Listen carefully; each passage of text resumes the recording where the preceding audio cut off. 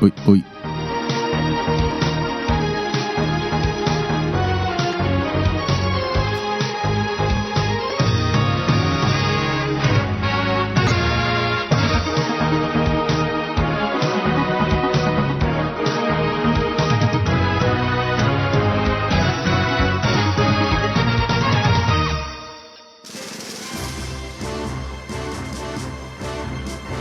Sete horas, 6 minutos em Manaus. Muito bom dia. Hoje, dia 29 de julho de 2021. Bom dia a todos. Bom dia, Álvaro. Governo do Amazonas recebe mais 73.010 doses de vacina contra a Covid-19. No segundo dia de audiência de instrução do assassinato do engenheiro Flávio Rodrigues, o famoso caso Flávio, 14 testemunhas de defesa são ouvidas. O Ministério do Turismo homologa tombamento do Centro Histórico de Manaus. Presidente Jair Bolsonaro sanciona projeto de lei que cria o programa de cooperação Sinal Vermelho para combater a violência doméstica. A gente vai falar sobre isso na coluna O Poder. E na coluna Momento do Esporte, o Brasil é presa fácil para a Rússia e perde primeira no vôlei masculino em Tóquio. Você também fica bem informado sobre o trânsito e as ocorrências policiais, tudo ao vivo. Este é o Jornal da Cidade de hoje, o seu Jornal das 7.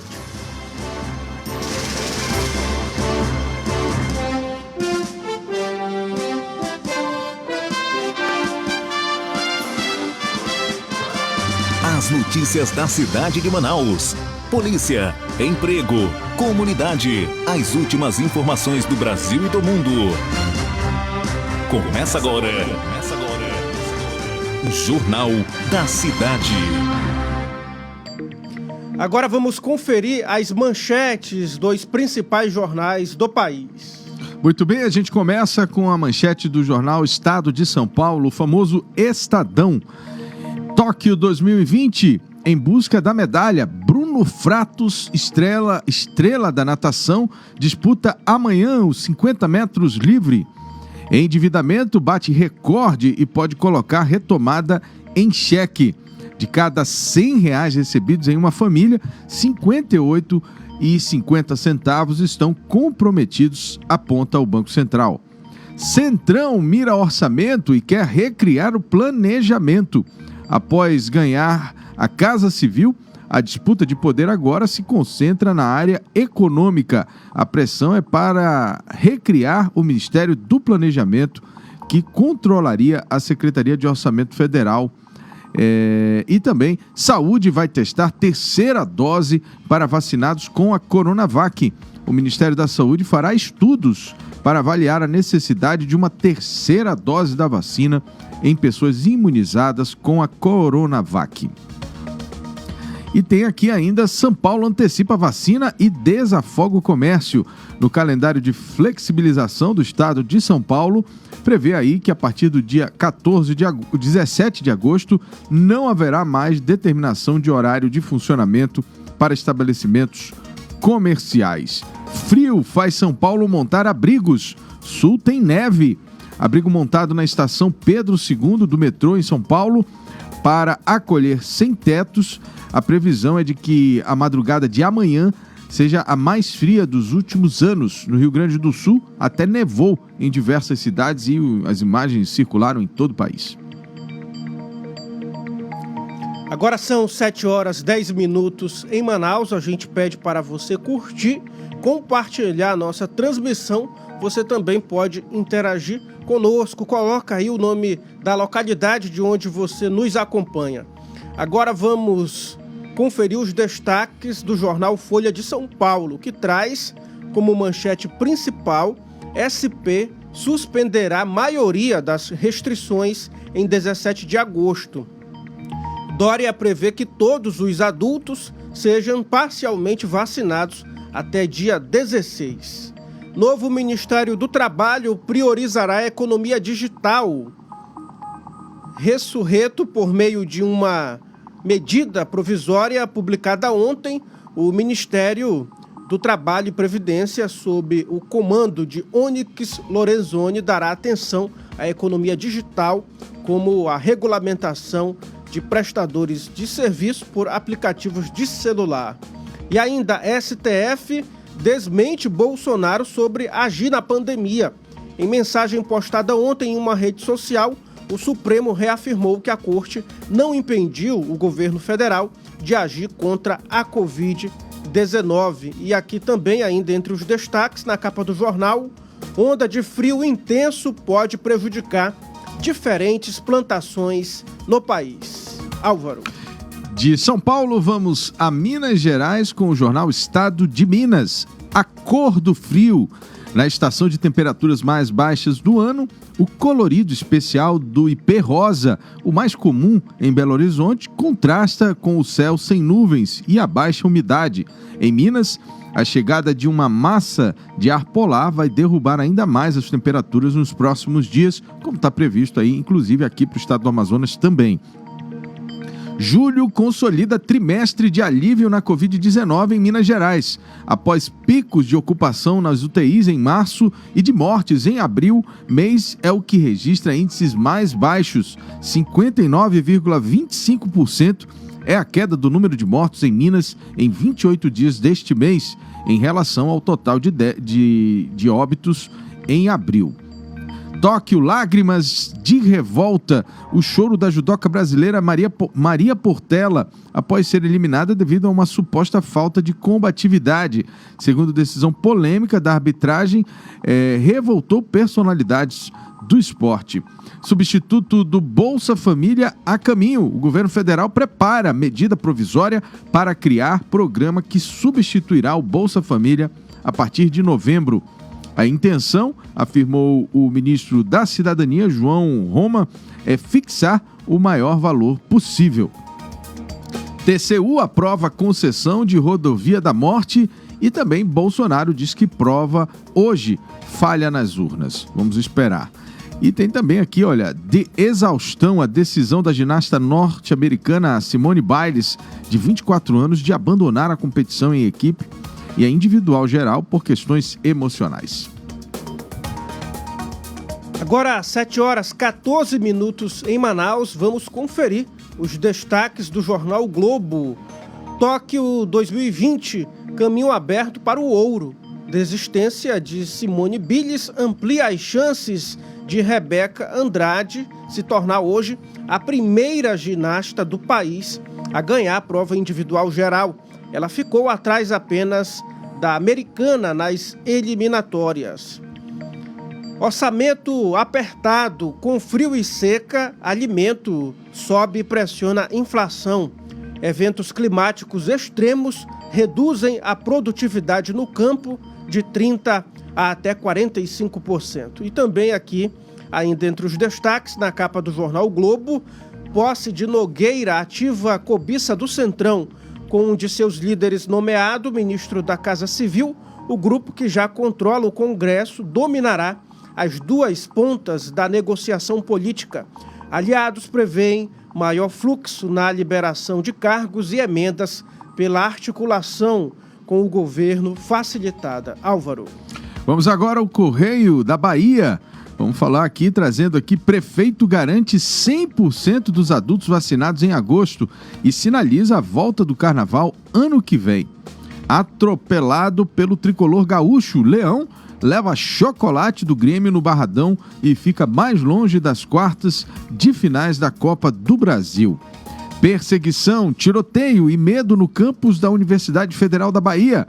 Bando armado com fuzis e metralhadoras foge da PM no Calabar, invade a área da Universidade Federal em Ondina e entra em confronto com a polícia. Surfista dourado, ídolo da geração de astros brasileiros do surf, Ítalo Ferreira, fatura o primeiro ouro do país em Tóquio. E aqui ainda, mestre do risco e da voz, Orlando Drummond, o eterno Seu Peru, da escolinha, morre aos 101 anos. Essas foram as manchetes dos principais, do Correio da Bahia. Antes de conferir os destaques da capa do jornal 0 Hora, vamos ver aqui, os internautas, né, que nos acompanham. A Adriana Lima, bom dia. Socorro Vieira, bom dia. Deus vai me ajudar no seu trabalho. Amazonas Corado, bom dia. Álvaro M.A. Corado, bom trabalho para você e equipe. A Rosilene Melo, bom dia. Marcos Antônio, bom dia, equipe. Um belo dia a todos. Aqui na capa do jornal 0 Hora, traz como manchete principal: o Estado reduz dívida com precatórios, mas pagamento total ainda é desafio. São 16,7 bilhões de reais ainda pendentes no TJ, que deverão ser pagos até 2029. O saldo devedor teve queda de 4% em relação a igual período do ano passado, quando descontada a inflação. E ainda há valores nas justiças federal e do trabalho. A gente lembra que o jornal 0 Hora é do estado do Rio Grande do Sul. 7h17. O tempo hoje. A previsão do tempo de hoje, de acordo... Calma aí, vamos lá. Vamos ler aqui as manchetes do jornal O Dia. Ainda tem destaque aí? Temos aqui, o Dia, tem o jornal O Dia e o jornal A Crítica também, né? Tu leu o jornal 0 Hora já? Já. Então vamos pro jornal A Crítica, na verdade. Jornal A Crítica do estado do Amazonas. 2 times, um sonho dourado. Olimpíadas 2020, com vitória de ontem, Brasil segue invicto no feminino e masculino e está garantido nas quartas de final em Tóquio. Copa do Brasil, São Paulo vence no Morumbi e abre boa vantagem sobre o Vasco. No destaque principal aqui, crise hídrica, pior da história. Ministro promete que não vai faltar energia. Bento Albuquerque falou das medidas que o governo tem adotado para garantir o suprimento. Mobilização mantém nome. Presidente da Câmara diz que houve equívoco em medida que tirava homenagem a Nestor Nascimento em uma praça aqui no bairro da Praça 14, na verdade. Morto aos 12 anos, e a gente vai falar sobre isso daqui a pouco. Tiros foram da polícia, diz parente. Família de Gabriel Lima, cujo corpo foi achado em Igarapé, diz que ele fugiu quando a polícia entrou atirando em residência. Plínio Valério estuda sair para governo, eleições 2022. E aqui, contra a Covid, o Uruguai adota a 3ª dose da vacina. A ação deixa a calçada livre para pedestres, ação do IMMU. Esses foram os destaques dos principais jornais do país. Agora sim. O tempo hoje. A previsão do tempo de hoje, de acordo com o Instituto Climatempo, é de frio em várias regiões do país. Sol e aumento de nuvens de manhã, pancadas de chuva à tarde e à noite, mínima de 24 graus e máxima de 30 graus. A massa de ar frio polar que chegou ao país já se estende por 5 capitais com mínimas de 5 graus. Várias cidades do Rio Grande do Sul nevaram e na região norte até agora não se pôde sentir quase nada dessa friagem. Pois é, a neve chegou com tudo aí, né? Principalmente aqui ainda não chegou, né? Olha só, os flocos foram registrados durante a tarde e a noite de ontem em pelo menos 14 municípios gaúchos. Em outras localidades houve chuva congelada, inclusive ao longo da quarta-feira. Trânsito. São 7h20. Vamos agora atualizar o trânsito na capital com Edila Chaves, que já está na linha conosco. Bom dia, Edila. Bom dia, Álvaro. Bom dia, Tiago, a Rapete, Cabete e a todos que acompanham o site imediato. Edila, Oi, pode falar. Ontem a Prefeitura, na verdade, deu início, junto aí com o IMMU, a Operação Calçada Livre, que tem o objetivo aí de coibir esses veículos que ficam estacionando nas calçadas. Inclusive, teve até carro que foi guinchado por conta disso, não é isso?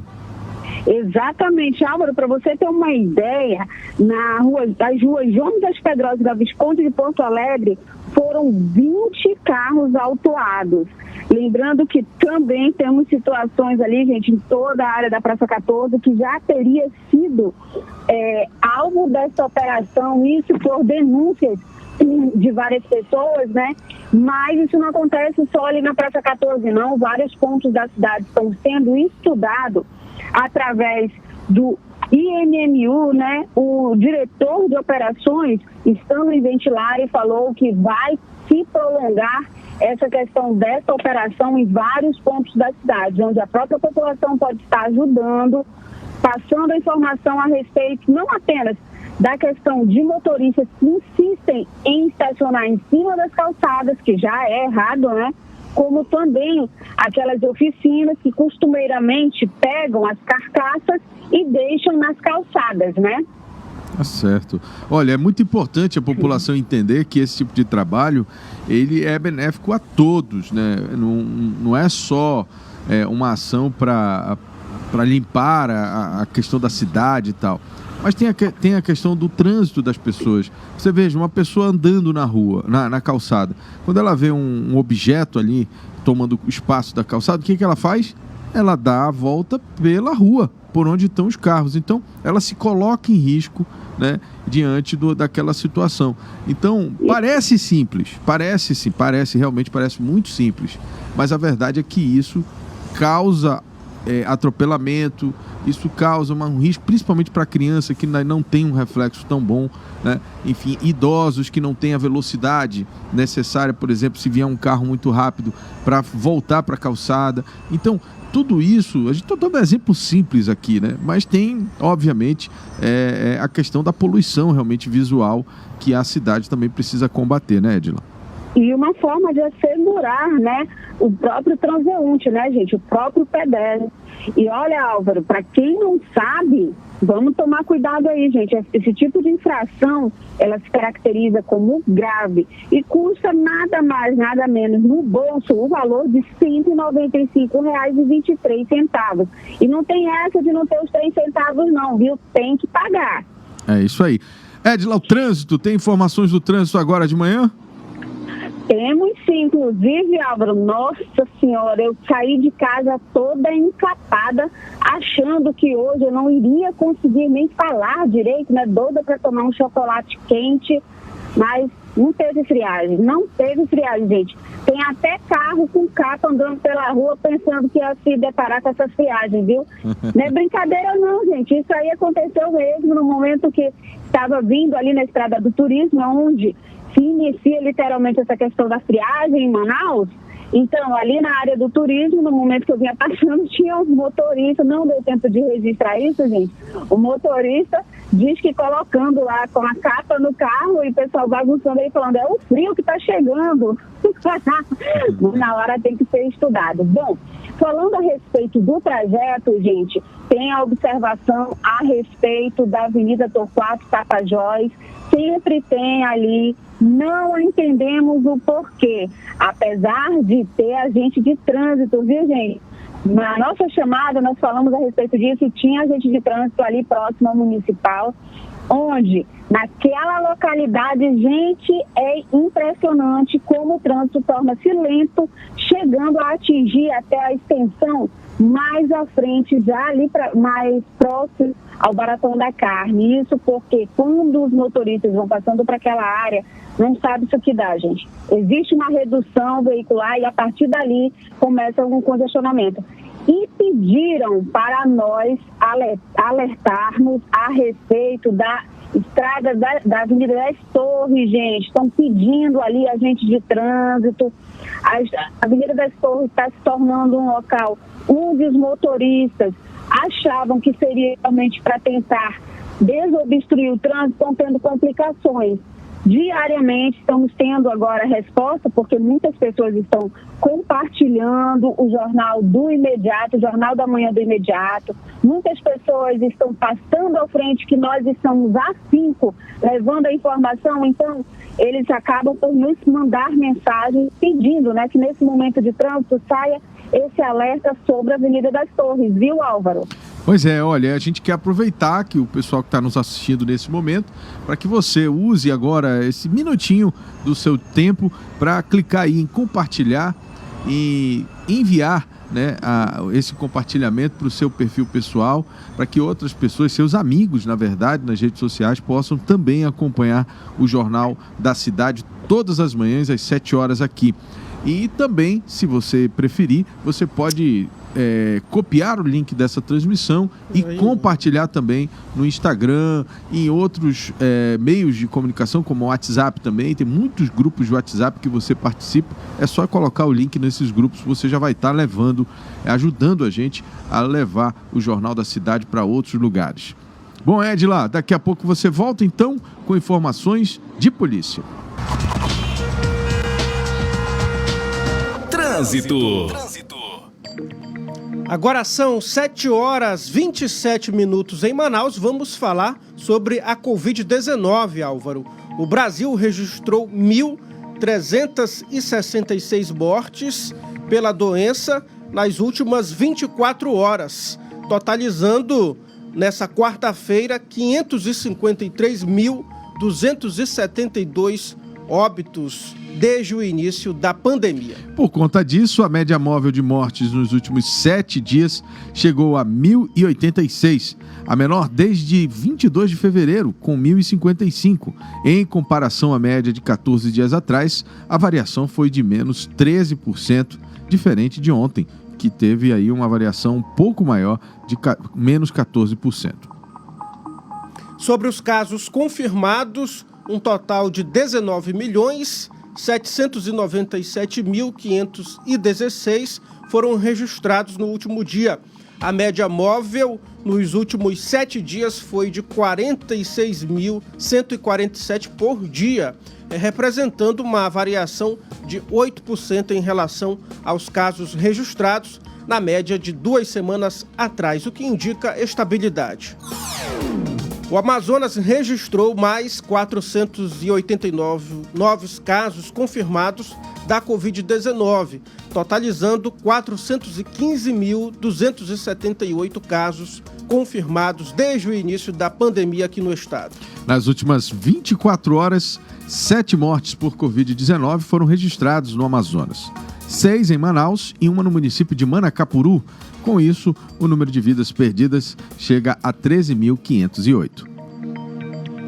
Entre os casos confirmados de Covid-19 no Amazonas, há 325 pacientes internados em Manaus, sendo 157 em leitos clínicos e 168 em UTI.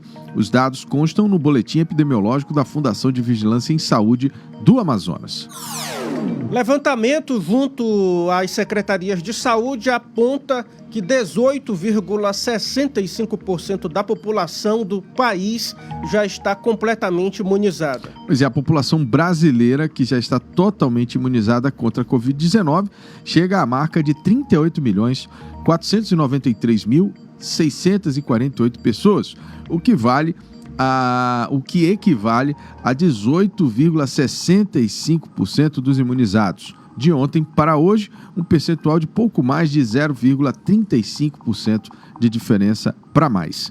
Os que tomaram a primeira dose de vacinas contra a Covid-19 chegaram a 98.202.468 pessoas, o que corresponde a 46,38% da população. No Amazonas, de acordo com os dados parciais do Programa Nacional de Imunização, o PNI, 2.569.959 doses foram aplicadas em todo o estado até ontem, sendo 1.907.795 de primeira dose, além de 629.237 de segunda dose. Também 32.927 daquela vacina que é dose única. As informações são consolidadas pela Fundação de Vigilância em Saúde do Amazonas, junto às secretarias municipais de saúde, responsáveis pelo sistema de imunização contra a Covid-19 em todos os municípios amazonenses. Nesta quinta, 16 pontos de vacinação estarão funcionando na cidade das 9 horas da manhã, podendo se estender até as 19 horas. O público atendido será a partir de 18 anos que precisam da primeira ou segunda dose. Acesse aí o imediatoonline.com e saiba mais sobre os pontos de vacinação do dia de hoje. O ministro da Saúde, Marcelo Queiroga, anuncia que adolescentes de 12 a 17 anos serão incluídos no Plano Nacional de Imunização contra a Covid-19. A medida foi acertada durante reunião entre o ministro e representantes de estados e municípios. Pois é, de acordo com o ministro, adolescentes com comorbidades serão os primeiros a serem imunizados. Também foi definido que após a distribuição da primeira dose dos imunizantes para todo o país, o Ministério deve decidir sobre a antecipação do intervalo entre as duas doses da Pfizer. Polícia. Vamos voltar então com Edila Chaves, agora sim sabendo as ocorrências de polícia da noite e madrugada. Edila. Bom, agora voltando a mil, né, Álvaro, ontem a situação não foi apenas em Manaus, né, tivemos casos no Iranduba, onde nossa equipe esteve presente, e aqui em Manaus, à tarde, parece que tomaram energético, né? Pois é. Ontem... Pelo amor de Deus, vários pontos da cidade, gente. Onde despertou uma atenção maior da polícia foi na área do Coroado. Gente, absurdo. Em 2 pontos distintos no bairro do Coroado, tivemos ali tentativas de execuções. E sabe o que chama mais atenção ainda, Álvaro? É a falta de amor ao próximo. Você acredita que vídeos estão repercutindo com os membros da organização criminosa comemorando os ataques? Pois é, eu ontem à noite cheguei a ver esses vídeos. Hoje o Manaus 190, às 4 horas da tarde, vai mostrar esses vídeos aí em detalhes. O Eudógio Gonçalves vai comentar sobre eles. Mas realmente é lamentável, né? E você vê pela voz, né, Edila, que são jovens, né? São pessoas que você vê que são pessoas que não devem ter 18 anos ainda, ou se tem, são muito, muito jovens ainda, né? E isso é muito lamentável.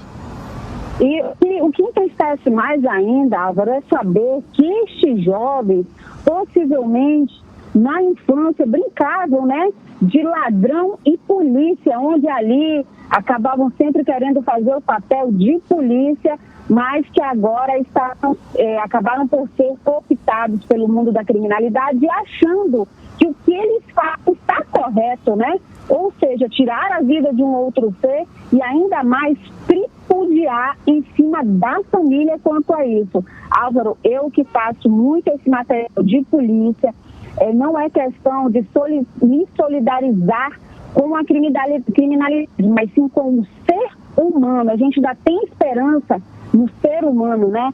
Aquilo de possível mudança. Enfim, vamos lá. Olha, nós temos esses casos ocorridos, infelizmente ali, o que chamou a atenção em pontos distintos do bairro do Coroado, onde moradores daquela área acabaram, inclusive, por ficar em desespero, né? Nós tivemos um caso em uma quadra, onde 2 homens foram baleados, entre um deles, a óbito ao dar a entrada no hospital, que seria o William James Libório Souza.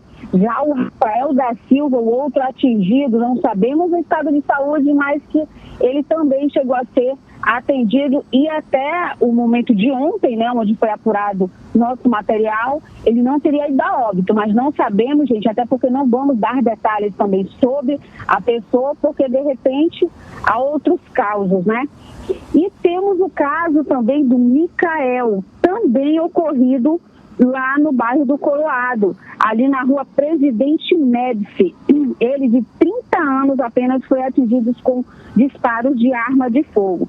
Olha, as informações apuradas, né, por policiais é que os ataques foram literalmente feitos de uma picape, ou seja, homens que estariam em uma picape, né, modelo Toro, de cor branca, e eles teriam já sido identificados por terceiros. Agora, Álvaro, outra observação que a gente traz a vocês, e principalmente à sociedade, quanto respeito à imprensa.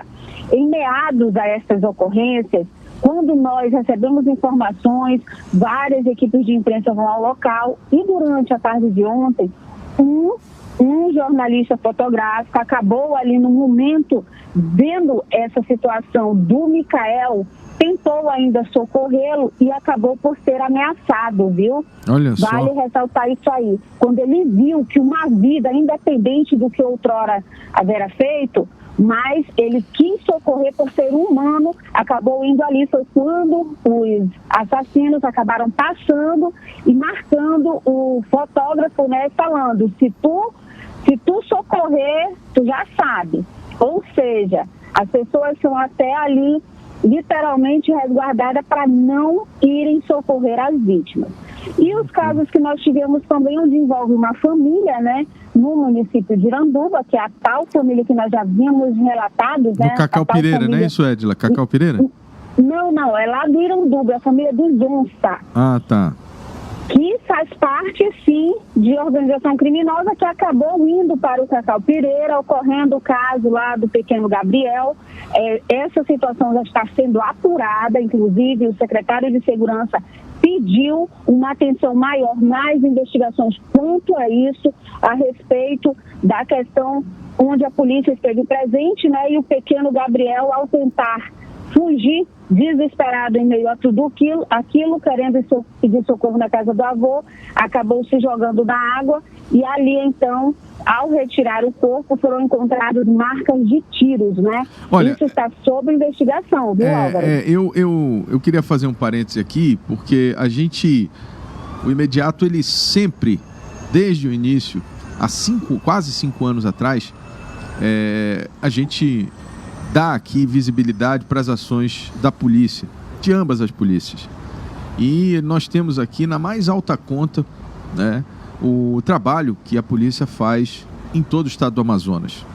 Até quando ela não tem aquela atuação 100%, a gente procura mostrar o lado positivo daquilo que a polícia vem fazendo.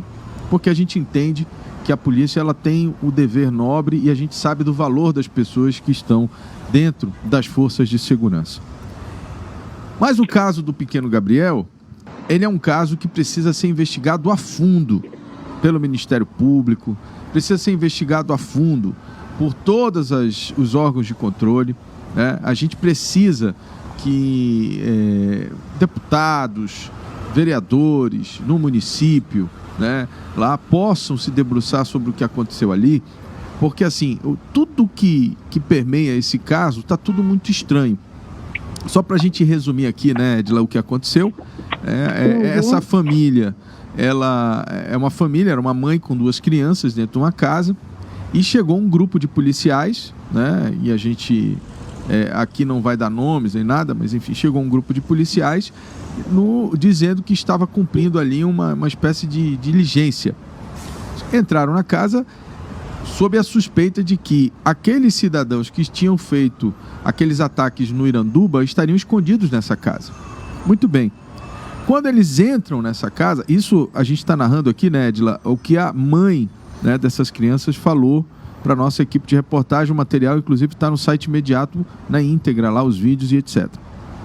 Quando essa equipe de policiais entrou na casa, eles pegaram essas crianças desarmadas, né, de 12 anos de idade. Ainda que eles quisessem ser líderes do tráfico, eles não teriam idade suficiente para isso. Então são crianças, né, que podem, obviamente, ter algum tipo de ligação familiar com pessoas ligadas ao tráfico, mas jamais teriam a capacidade de ter algum tipo de envolvimento nesse sentido, né, de ter liderança e tal. Eles poderiam ser até comandados, né, mas isso numa situação muito extrema, lá nos morros do Rio de Janeiro, onde o crime organizado usa efetivamente crianças para isso. Mas nesse caso eram crianças do interior que estavam ali com a sua mãe dentro da casa.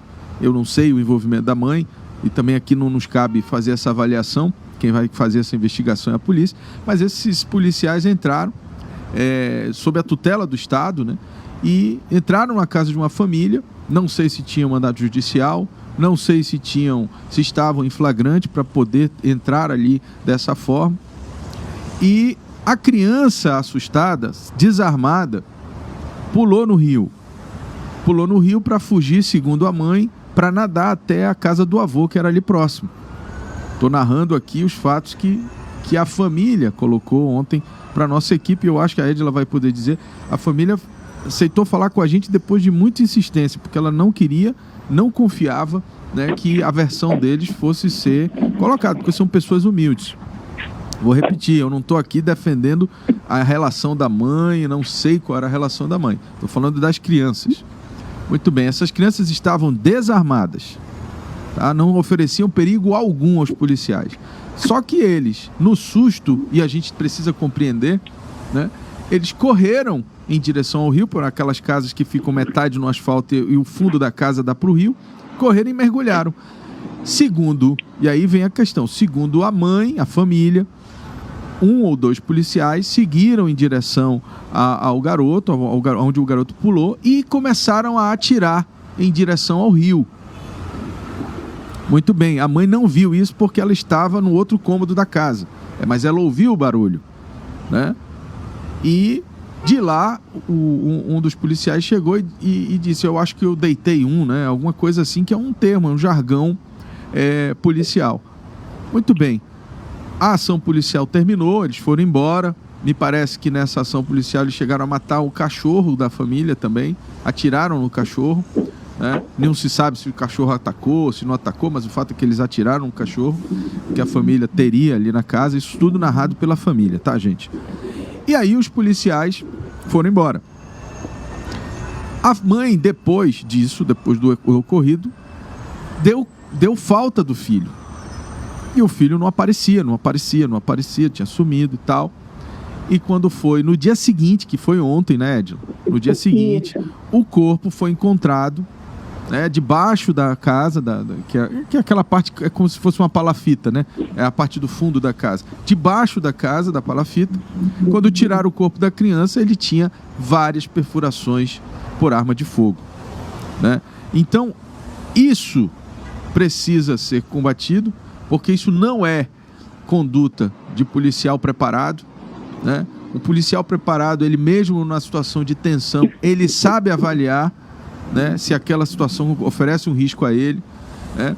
Ele sabe avaliar se há necessidade do uso de arma de fogo, ele é preparado para isso, né? Então aqui a gente não passa a mão, só porque a gente defende a boa atuação da polícia, a gente não passa a mão em atrocidades como essa, né?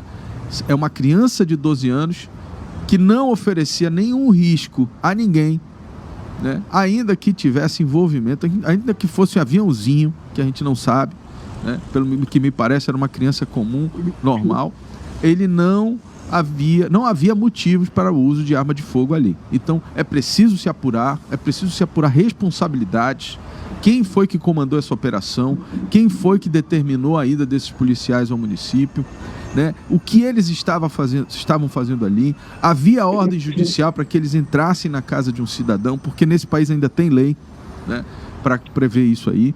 Havia uma situação de flagrante delito que justificasse essa entrada. Enfim, tudo isso precisa ser respondido. E nós aqui, nós não estamos defendendo bandido, nós não estamos defendendo coisa errada.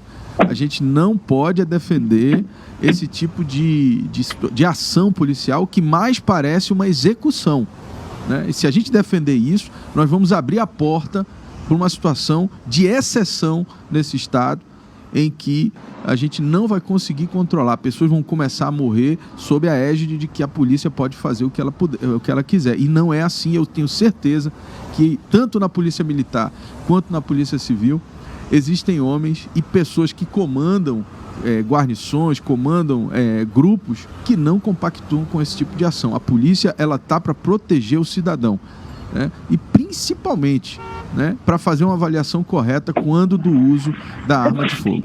Edila. Pois é, Álvaro, agora a nossa equipe está seguindo a pedido da família, né? Eles queriam também, está acontecendo nesse momento o velório lá no município do Cacau Pireira, lá no distrito do Cacau Pireira, né? Estão pedindo a presença da imprensa, inclusive. Nós vamos tentar verificar ali quais seriam os relatos que nos trazem agora. E, segundo nos repassaram, os moradores dali do distrito, eles vão fazer uma manifestação, isso devido não somente à ação, mas também na solicitação de que haja uma coibição da marginalidade, da brutalidade, né, quanto a estes casos. E principalmente pedindo segurança, né? Essas seriam as informações que nós temos de polícia. Obrigado, Edila Chaves, 7 horas 46 minutos. Polícia. O Amazonas recebeu 2 novas remessas de vacina contra a Covid-19 enviadas pelo Ministério da Saúde. O carregamento trouxe, ao todo, 73.010 imunizantes, sendo 32.760 doses da Pfizer e 40.250 da AstraZeneca. A primeira carga, trazendo as vacinas da Pfizer, foi desembarcada no Aeroporto Internacional Eduardo Gomes ontem, dividida em 5 volumes. O segundo lote, com imunizantes da AstraZeneca, estava dividido em 4 volumes. A remessa foi transportada com escolta da Polícia Federal para armazenamento na Fundação Hospitalar de Hematologia e Hemoterapia do Amazonas, o Hemoam, local que oferece acondicionamento para vacina em freezer científico, com temperaturas a menos 86 graus. A Prefeitura realizou uma ação de combate ao mosquito Aedes aegypti no bairro Planalto, na zona oeste de Manaus. A área foi escolhida por estar entre os 10 bairros com maior índice de infestação. Os outros bairros daquela região que apresentam maior índice de infestação são os bairros de Santo Antônio, São Jorge, Dom Pedro, Alvorada, Lírio do Vale, Nova Esperança, Bairro da Paz, Redenção e Tarumã. Todos estão associados aos índices de entomológicos e também números de casos notificados pelas doenças transmitidas pelo Aedes. A secretária de Saúde, Chádia Frache, destaca que a Prefeitura vem trabalhando para combater o Aedes aegypti e que é preciso a contribuição da população, já que 90% dos criadouros estão em depósitos que ficam nos terrenos de residências. Então, é bom a orientação é não deixar a água parada, né, Álvaro, acumulada. E não vamos criar mais problema do que a gente já tem, né? Já tem um problema grande com o Covid-19, não vamos trazer aí dengue e outras coisas aí que o Aedes aegypti ajuda a transmitir, né? 7 horas 48 minutos. A Caixa paga hoje o auxílio emergencial para nascidos em novembro e também beneficiários do NIS Final 9. Trabalhadores informais nascidos em novembro recebem hoje a 4ª parcela da nova rodada do auxílio emergencial. Também hoje, beneficiários do Bolsa Família com o número de inscrição social digital, o NIS, final 9, poderão sacar o benefício. O dinheiro será depositado nas contas poupança digitais e poderá ser movimentado pelo aplicativo Caixa Tem. Em caso de eventuais dúvidas ou problemas com o auxílio emergencial, os beneficiários podem ligar para o número 111 da Caixa. Outros telefones para tirar dúvidas é o 0800 726 0207, no atendimento Caixa Cidadão. A Prefeitura de Manaus, por meio da Sengel, informa que a entrega do Centro Esportivo de Lazer Nimberg dos Santos Guerra, o Bergão, localizado no São Jorge, foi transferida para o próximo dia 6 de agosto. O espaço público voltado a diversas atividades esportivas, além de grupos da terceira idade, foi revitalizado para atender mensalmente uma média de 10 mil pessoas, direta e indiretamente, que utilizam o lugar para a prática e eventos esportivos. A reforma contou com a parceria da Seminf e com o apoio do Implurb. Centro de Esportes recebeu melhorias como pintura interna e externa, revitalização da quadra poliesportiva, manutenção do placar digital e reforma dos banheiros e vestiários. O governo do Amazonas, por meio do IDAM, realizou solenidade com exposição de produtos cultivados pela agricultura familiar e assinatura de projeto de crédito rural. O governador Wilson Lima participou das ações e homenagens aos homens e mulheres do campo que aconteceu na unidade local do IDAM, Instituto de Desenvolvimento Agropecuário, no bairro Lagoa Azul, na BR-174. De acordo com o diretor-presidente do Instituto de Desenvolvimento Agropecuário, Florestal e Sustentável do Amazonas, Valdenor Cardoso, o Instituto tem atuado de forma intensa no campo e o orçamento para o setor tem permitido investimentos na compra de máquinas eficientes, aquisição de sementes e assistência técnica qualificada. O governo do estado firmou convênio com a prefeitura de Humaitá para a recuperação de 23 quilômetros de ruas. Os serviços incluem recapeamento, calçada e drenagem com investimento de mais de 20 milhões. Dos investimentos, 1 milhão é o valor da contrapartida, incluindo serviços de terraplanagem, compactação de aterro, pavimentação e outros como sinalização viária. Segundo o prefeito de Humaitá, Dedei Lobo, o projeto compreende a recuperação de 10 bairros do município contemplado. 7h51, o Ministério do Turismo publicou uma portaria que homologa o tombamento do Centro Histórico de Manaus, que inclui a área entre a orla do Rio Negro e os arredores do Teatro Amazonas. Atualmente, o tombamento é um ato administrativo realizado pelo poder público com o objetivo de preservar, através da aplicação da lei, bens de valor histórico, cultural, arquitetônico e ambiental para a população, impedindo que venham a ser destruídos ou descaracterizados. A região possui edifícios históricos erguidos durante o período áureo da borracha. O mesmo já havia sido tombado pelo Instituto do Patrimônio Histórico e Artístico Nacional em 2012. E o ministro de Minas e Energia, Bento Albuquerque, voltou a afirmar que o país não corre risco de racionamento de energia ou de um apagão elétrico devido à grave crise hídrica. Pois é, segundo o ministro, desde o ano passado, quando se verificou uma redução no volume de chuvas, o governo tem monitorado a situação e adotado as medidas necessárias para garantir o suprimento de energias no país. Segundo o Operador Nacional do Sistema, ONS, o país passa pela pior crise hidrológica desde 1930. No final de junho, o governo editou uma medida para criar a Câmara de Regras Excepcionais para a Gestão Hidroenergética. Jornal da Cidade. Agora vamos falar de Olimpíadas. Brasil é presa fácil para a Rússia e perde primeira no vôlei masculino em Tóquio. Carlos Eduardo Souza, né? Aliás, não. Pelo grupo B do torneio masculino de vôlei das Olimpíadas de Tóquio, o Brasil enfrentou os atletas do Comitê Olímpico Russo e foi derrotado por 3-0. Com isso, os brasileiros conheceram sua primeira derrota na competição em 3 jogos. Agora sim. Momento do Esporte, com Carlos Eduardo Souza. Bom dia, Carlos. Bom dia, Álvaro, tudo bem? Ontem o vôlei deu aquela titubeada, né? Mas é normal, o alto rendimento é isso aí, né, Carlos? Um detalhe... Eu acredito que o vôlei perdeu no momento que podia perder também, né, Álvaro? Exatamente, né? Nessa fase você ainda pode ter uma derrota e tal. É que você não pode perder no mata-mata, né? Quando chegar no mata-mata, aí você não pode perder. Não, e às vezes tem aquela estratégia de você no enxaveamento ali, você não querer pegar, ser primeiro e tal, né? Por exemplo, o futebol feminino acabou se livrando aí de uma potência como os Estados Unidos, né? Como a Suécia, para pegar o Canadá, perdendo só de 1-0 para a Zâmbia, né? Então a gente sabe que tem essas arrumadinhas aí Faz parte da estratégia da competição, faz parte da estratégia, você não pegar um adversário mais forte. Às vezes não é nem tão forte, mas tem a questão do retrospecto, né? Que acaba favorecendo a outra equipe, né?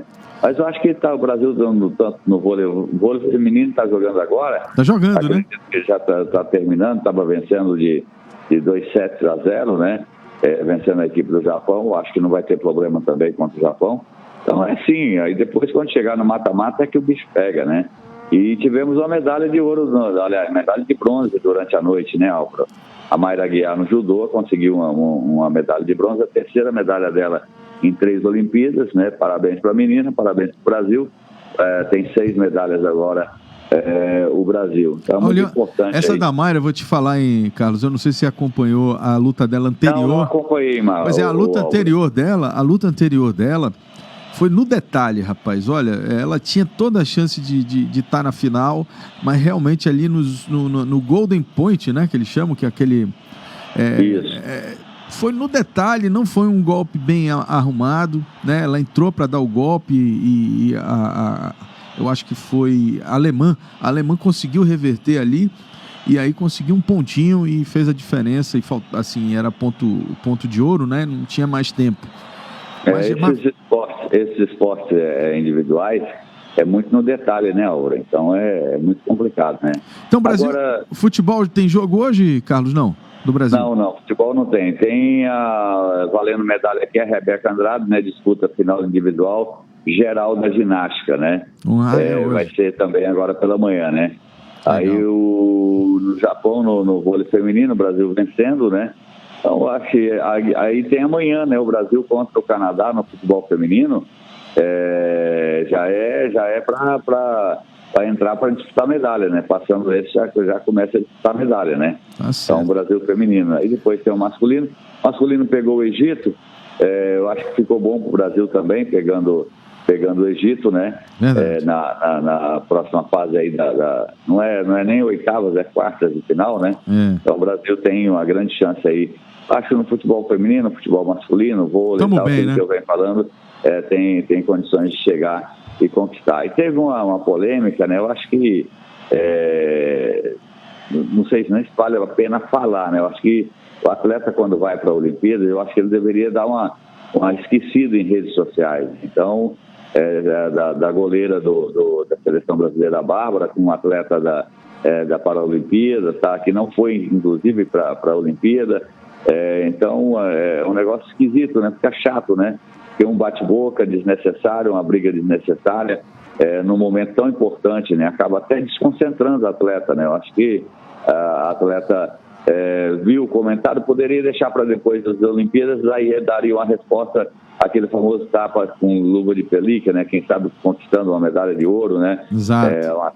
O atleta foi criticado porque tomou um frango Isso é normal, é um atleta que tem muitos anos já de seleção brasileira e falhar todo mundo falha, né? Então eu acho que ela está certa em responder, mas em momento deveria deixar um momento oportuno, né? Esquecia lá, guardava o comentário da menina lá de ladinho lá e depois com uma medalha de ouro, quem sabe de prata ou de bronze, daria uma resposta à altura para a moça, né? Eu acho que fica muito feio ficar brigando nesse momento, né?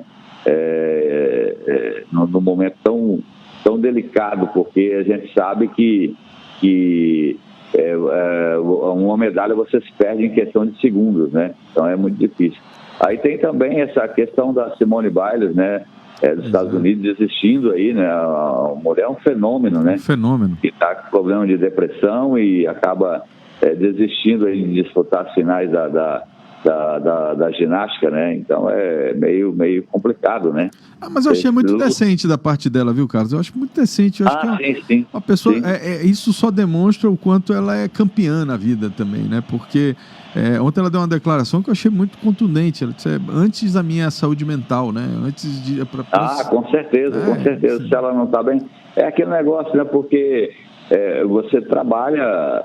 Você não trabalha na 4 anos, você trabalha 8, 10 anos para chegar na Olimpíada, né? Depois você tem que jogar tudo fora, mas ela está certa, ela tem que cuidar da saúde dela mesmo, né? Tá certo. E podemos falar de Copa do Brasil? Isso quer dizer, Copa do Brasil, Atlético Paranaense e Atlético Goianiense. Deu o Atlético Paranaense, né? 2-1, o jogo da volta é lá em Goiânia.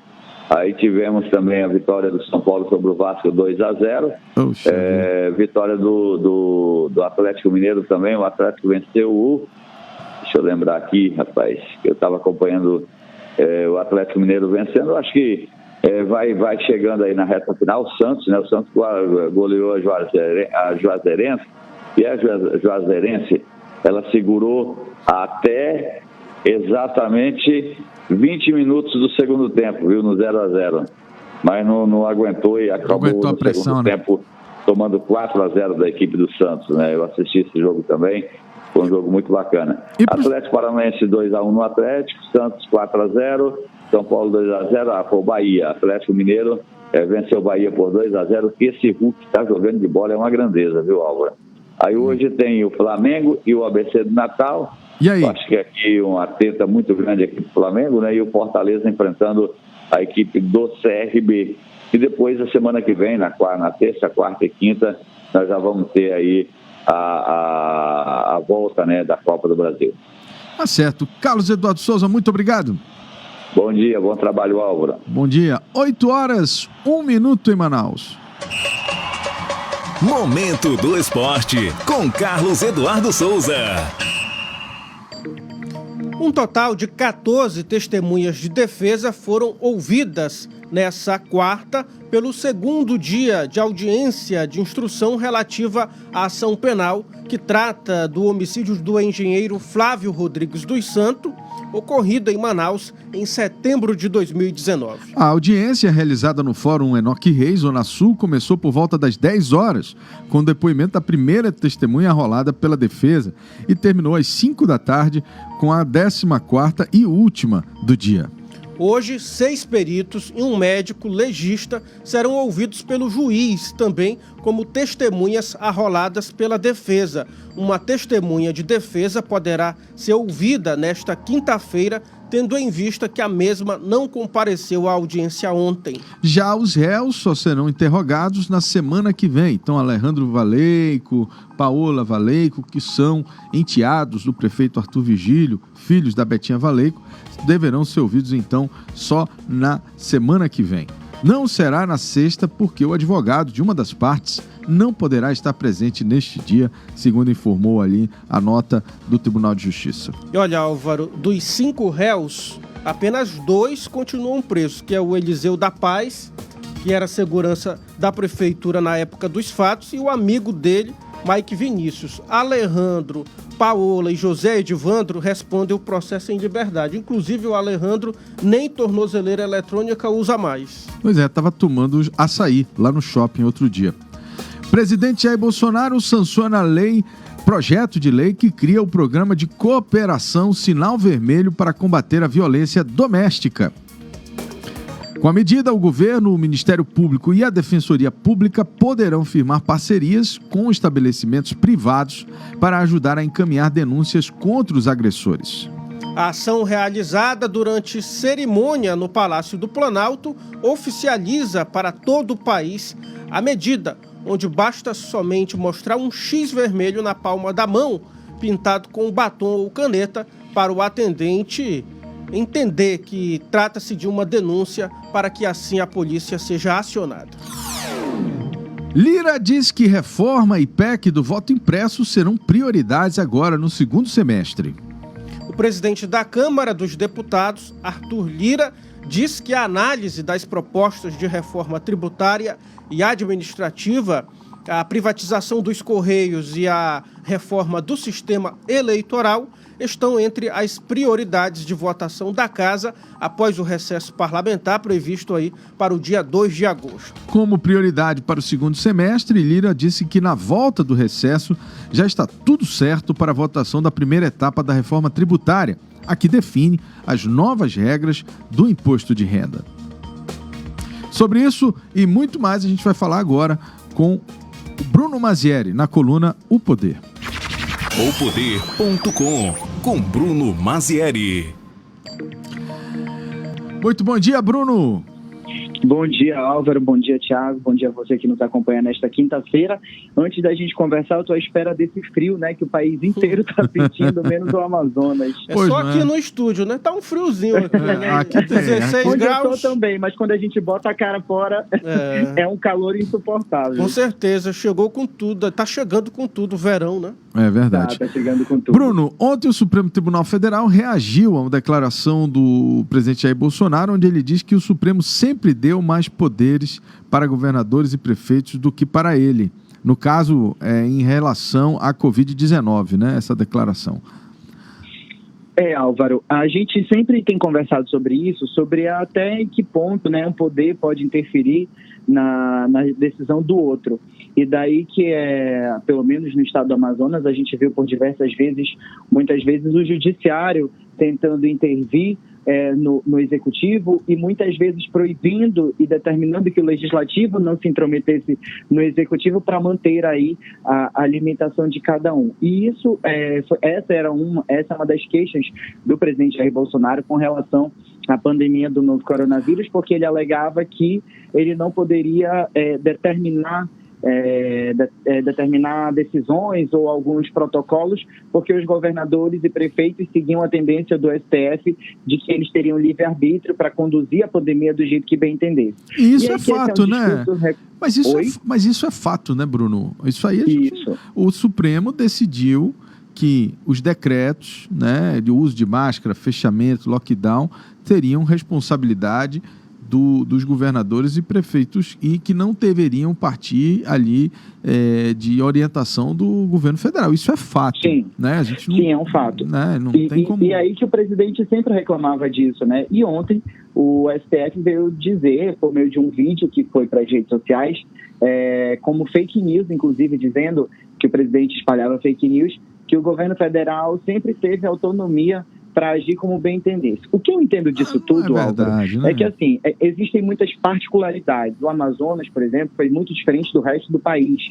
Então, se o governo federal, por algum motivo, determinasse alguma coisa que para o resto do país que fosse diferente para cá, o efeito poderia ser muito maior. Então, acredito eu que muitas vezes os governadores e prefeitos tomavam decisões diferentes do pensamento do presidente justamente para evitar uma proliferação. E que foi o que muitas vezes fez o governador Wilson Lima. A gente sabe disso, principalmente no final do ano passado, Exato. quando ele decidiu fechar tudo. Exato. Mas, assim, é algo que deveria ser conversado, né, entre o próprio executivo, do presidente entender as necessidades de cada prefeito e de cada governador, o que eu acho que não ocorria. E aí é que entrava o STF dando essa autonomia para os municípios e para os estados. Não, perfeito. Isso eu acho que é o que de fato aconteceu. Quer dizer, existia um posicionamento contrário a algumas decisões de governadores, isso também a gente acompanhou, isso é fato, né? O governo federal não era favorável ao fechamento de comércio, etc., em várias situações, inclusive aquela manifestação que aconteceu em dezembro, dia 26 de dezembro, eu lembro muito bem, 25, 26 de dezembro, aqui no estado do Amazonas.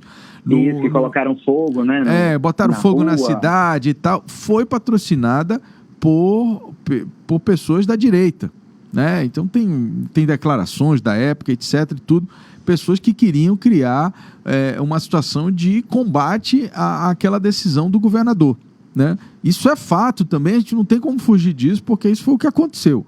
Mas vamos lá, o que a gente está falando aqui é dessa declaração do presidente, né? Quer dizer, assim como é fato que o presidente da República não apoiava lockdown, é fato que o Supremo agiu para tirar o poder do governo federal em tomar decisões nos estados, né? Isso ficou claro para a gente naquele momento. Então não dá para agora a gente também querer mudar a narrativa, né? Só porque agora esse discurso não é mais tão favorável. Na época, e eu acho que todo mundo lembra disso, existia, obviamente, né, aquele sentimento de não, vamos brigar contra as decisões do presidente, porque a gente precisa fechar, a gente precisa e tal. Então, para isso, eu vou dar uma canetada aqui e vou tirar o poder do presidente de dar alguma orientação para governos e prefeituras. Isso aconteceu, né? O Supremo fez isso. Então, se isso não interferir, eu não sei mais o que é interferir. E aí, eu acho que é disso que o presidente está falando, né? Então, assim, eu não estou aqui, falo mais uma vez, né? A gente não tá aqui, a gente tenta ser de uma forma equilibrada para a gente mostrar o fato, né? E dizer aqui, olha, está errado aqui, está errado aqui, está certo aqui, está certo aqui.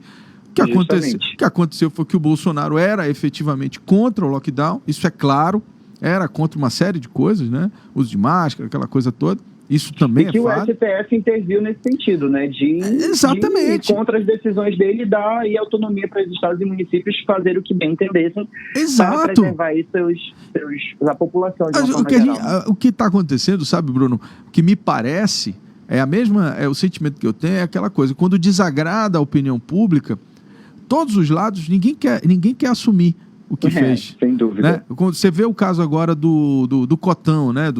Aliás, do fundo eleitoral, né? Quer dizer, o presidente, né? Houve uma orientação para a maioria do Congresso votar aqueles quase 6 bi, né, de aumento, quase 4 bi de aumento, que daria quase 6 bi no total, porque já existiam 2 bi na conta.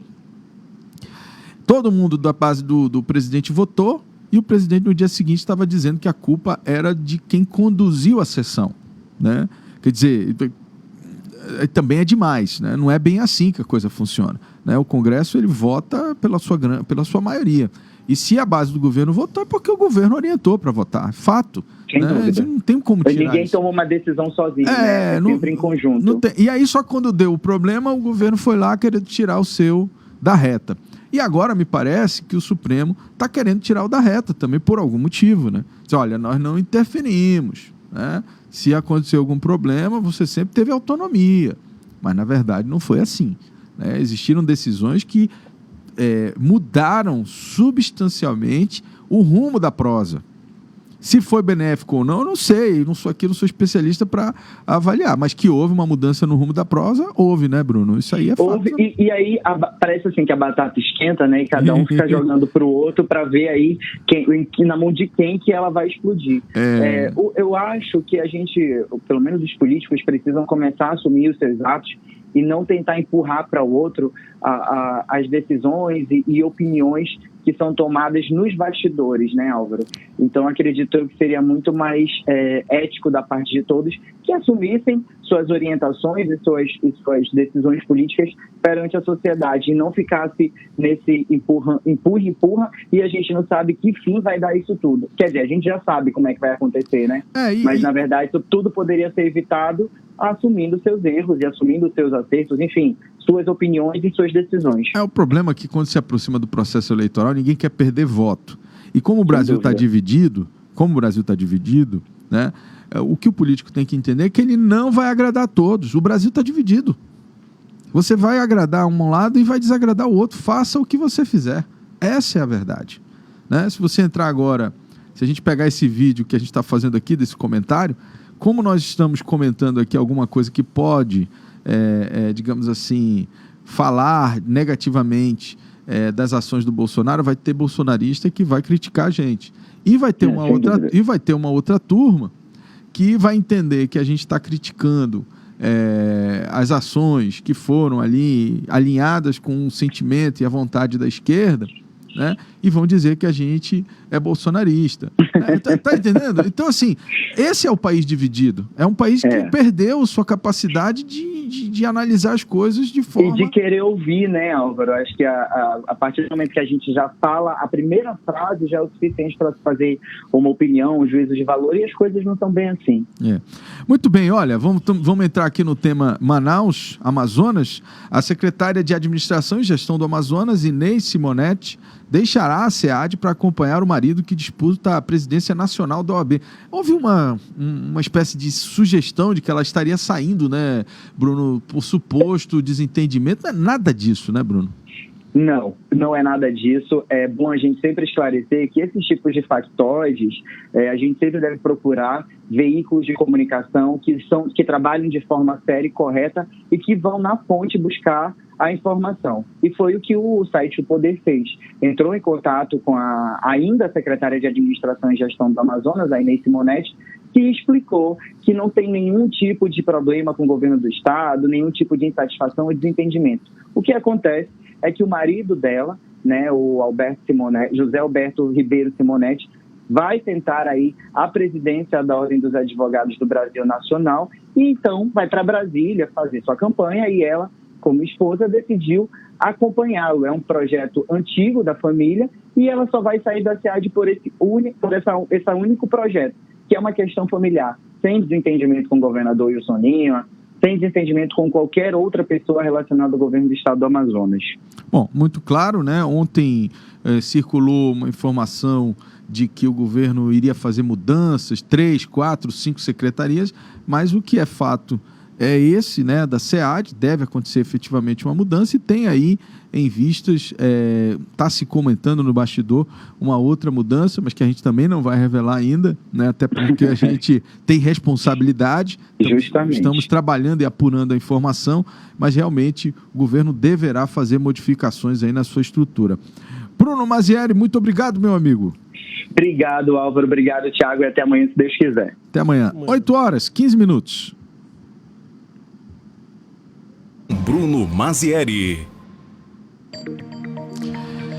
E atenção, hein? A Prefeitura, por meio do Cine, oferta hoje 192 vagas de emprego em diversas áreas de atuação nesta quinta-feira. Os candidatos interessados devem enviar o currículo para o e-mail informado na descrição de cada vaga que está no site da Prefeitura.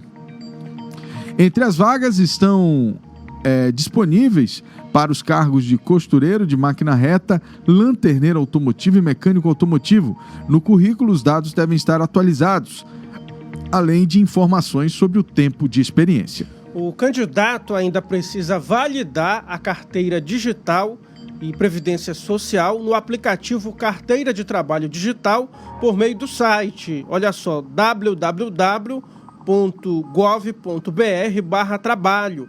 Os cidadãos que necessitarem de orientações podem entrar em contato por meio do WhatsApp 92 99140 0671, de segunda a sexta-feira, das 8 horas até as 14 horas.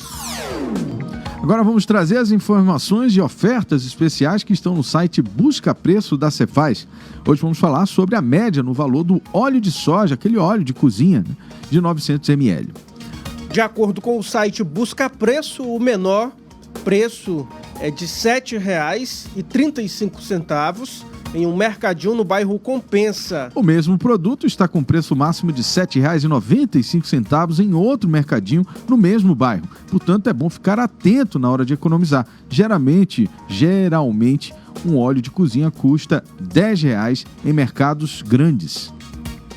Para mais produtos, é só acessar o site Busca Preço Cefaz e você poderá saber quais os endereços desses mercadinhos, né, com os preços aí diversos de diversos produtos. Todos os lugares que emitem nota fiscal amazonense estão catalogados no site. Você acabou de conferir o Jornal da Cidade, o seu noticiário das 7 da manhã, de segunda a sexta, aqui mesmo, pelo site Imediato. Baixe o aplicativo da Rádio ZLZN no Google Play, a plataforma de celulares Android. É só colocar ZLZN, que o primeiro aplicativo que vai aparecer na busca é o da nossa rádio, com todas as informações que a gente produz ao longo das 18 horas de transmissão e produção de conteúdo ao longo do dia. Essa é a imagem que você vai encontrar ao fazer a busca do nosso aplicativo.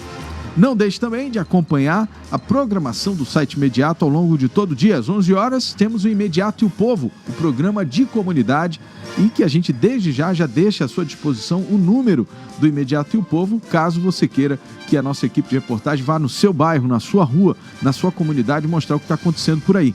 Adicione na sua agenda de celular 99311 0060. Mande uma mensagem que a gente vai até aí com você. Às 4 horas da tarde a gente tem o Manaus 90. O Eudógio Gonçalves traz as notícias de polícia das últimas 24 horas e também comenta os principais fatos aí dessa área. Esta edição teve a apresentação de Álvaro M.A. Corado e Tiago Gonçalves. Transmissão e operação de áudio de Gabriel Corado, produção e edição de Rabesh Mayan, apoio técnico de Marcos Silva e Pablo Medeiros. Todo este conteúdo é produzido pela equipe da Rede Norte Digital. Muito obrigado pela sua audiência, um ótimo dia e a gente se encontra amanhã às 7 horas. Até lá. Até amanhã.